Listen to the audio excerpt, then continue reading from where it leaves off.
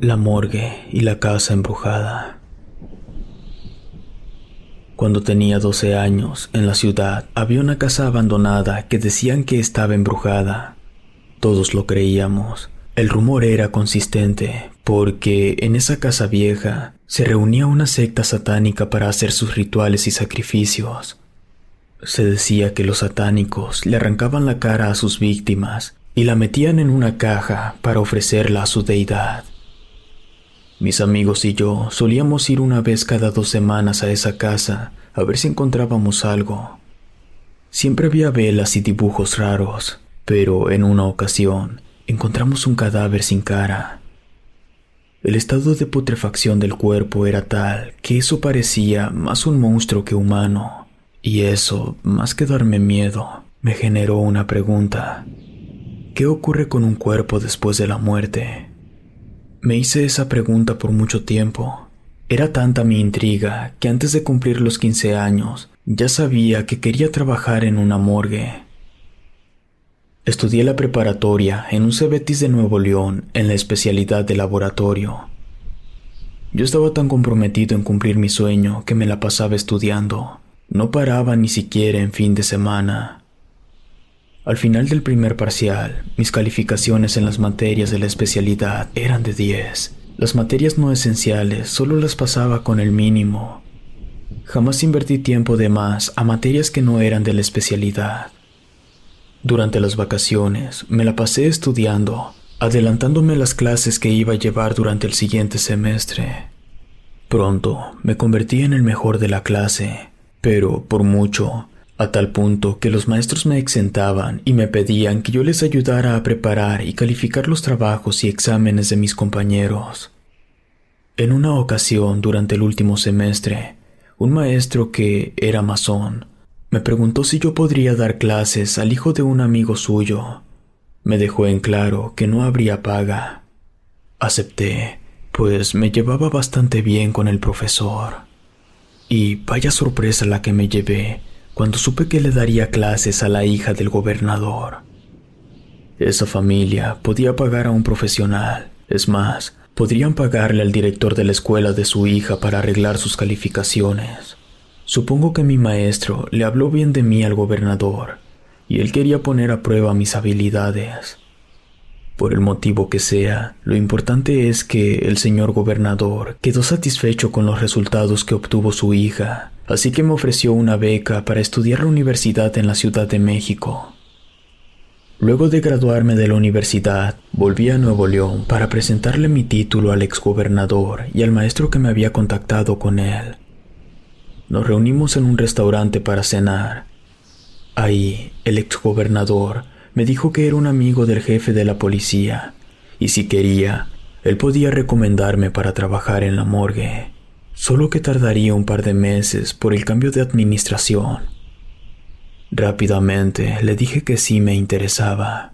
Esos 2 meses los utilicé para estar con mi familia. Una vez pasado el plazo, me llamaron de la policía para iniciar labores el lunes. Entré como auxiliar y me encantaba mi trabajo. Tiempo después, mi jefe renunció y me ofrecieron el puesto, y claro que lo acepté. La paga era excelente. Me hice de un carro, compré un terreno y comencé a construir mi casa. No tenía pareja. De hecho, hasta ese momento no había contemplado la posibilidad de tener familia. Pero yo quería mi casa, ya sabes, para tener un lugar propio. Ahora sí, hablemos de mi trabajo. La verdad es que tocar un cuerpo sin vida es curioso, sobre todo si ya han pasado más de 18 horas del fallecimiento, ya que para ese punto el cadáver perdió todo el calor. Su temperatura es la del ambiente. Me refiero a que no hay diferencia entre tocar una mesa y un cuerpo frío. Un dato peculiar es que los cuerpos de las personas con sobrepeso duran más tiempo calientes. Puede variar entre 1 y 3 horas. Una vez que mueres, tu cuerpo hace cosas que ni siquiera te imaginas. Por ejemplo, los glóbulos oculares se desinflan, quedan literalmente como una pelota ponchada. Y esto ocurre antes de que se cumpla 1 hora de muerto, si es que el cuerpo tiene los ojos abiertos. En caso de que los tengas cerrados, este peculiar aspecto ocular aparece luego de 24 horas. Hay un fenómeno cadavérico bastante tenebroso, sobre todo la primera vez que lo presencias. Resulta que el rigor mortis no solo causa la rigidez de las extremidades, sino que también tiene un efecto en los vellos del cuerpo. Los levanta, así que el cadáver literalmente tiene la piel de gallina. Es horripilante ver un cuerpo así. Es como si el cuerpo tuviera miedo de que lo abras. No son pocos los cuerpos que llegan con una expresión en el rostro tan escabrosa que uno puede sentir todo el miedo que esas personas experimentaron justo al momento que les llegó la muerte. En una ocasión nos llevaron un cuerpo con un avanzado estado de descomposición. También estaba bastante hinchado, olía a carbón con azufre, aún podían alcanzarse a apreciar algunos restos de ropa. Iba vestido formal, posiblemente para un trabajo ejecutivo o alguna fiesta de alto nivel. Era un cuerpo que debía medir poco menos de 3 metros. El torso era lo único que parecía normal. Su cuello era al menos 2 veces más largo que el promedio. Sus brazos llegaban más abajo de sus rodillas. Una de sus piernas también estaba alargada y la otra no la tenía. Y las marcas indicaban que se la habían arrancado de una mordida.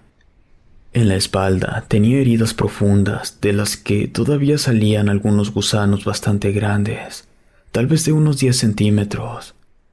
La cicatriz en su cuello me indicaba que había muerto por ahorcamiento.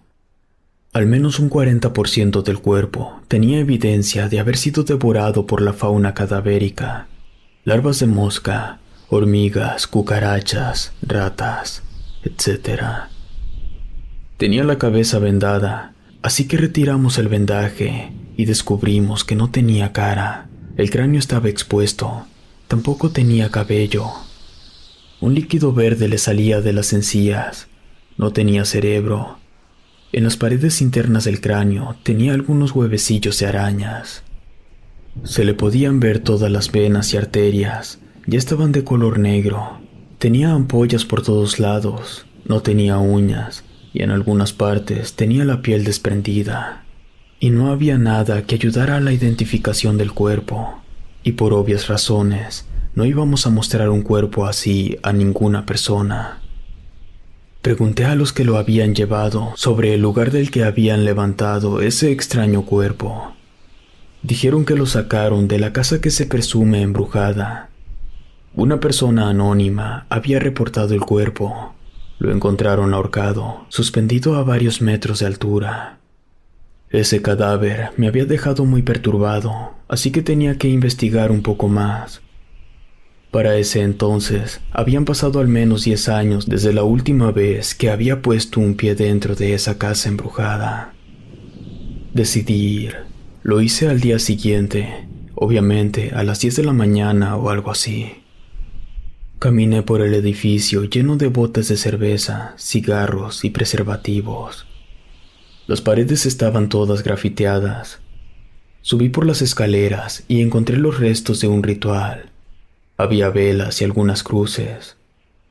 Al fondo de la habitación había un dibujo que me causó muchos escalofríos. Era un ser sentado sobre una luna en cuarto menguante. Tenía las patas de cabra, de su pecho salía un bastón rodeado por 2 serpientes. Tenía un brazo extendido hacia arriba y el otro hacia abajo. De la espalda le salían un par de alas.